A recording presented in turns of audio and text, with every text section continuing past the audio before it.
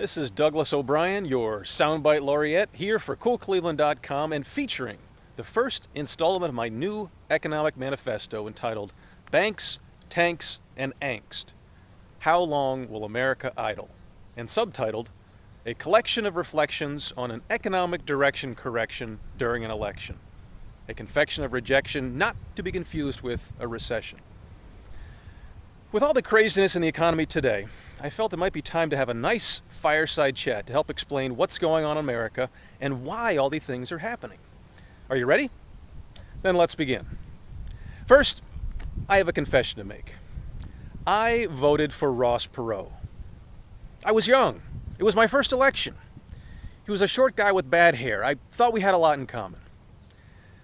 But the real reason was for the graphs. Here was a guy with the audacity to think he could run America by PowerPoint. Actually, that was pre-PowerPoint, so if you remember, he used giant charts and graphs. So for tonight's fireside chat, I've decided to imitate his presentation style and have prepared an homage to Ross Perot and entitled it Banks, Tanks, and Angst, the new American graffiti. How long will America idle? But before we talk about the new American graffiti, let's remember the original.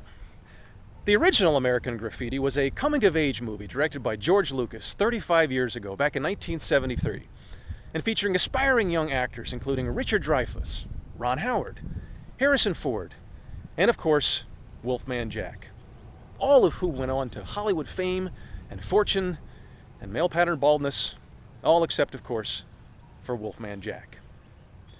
Just as this coming-of-age movie provided a nostalgic look back at life in the 60s, tonight's fireside chat will attempt to provide a nostalgic look at life in our country over the past 10 years. The 10 years when everything changed for the American consumer. Tonight we're going to trace how we went from Goldilocks to gridlock in 12 short months, and how it wasn't 3 bears, but 6 that eventually conspired to kill the longest bull market in U.S. history. And those bears are named healthcare, housing, heating, hotels, higher education, and travel. Sorry, I just couldn't think of another H. I wish I could say this is going to be just another fairy tale, that I could just Mother Goose these numbers and make everything better. But I can't. And I'm afraid now that Americans' nest egg has been poached, even if all the king's horses and all the king's men went to the government's discount window, we still won't be able to put Humpty Dumpty back together again. What I'd like to do is paint a portrait for you of the American consumer. Some parts are going to be general, some are going to be very specific, to provide a true and accurate representation of the psyche of our populace, how we got here, and where we're headed. This is Soundbite Laureate Douglas O'Brien reporting.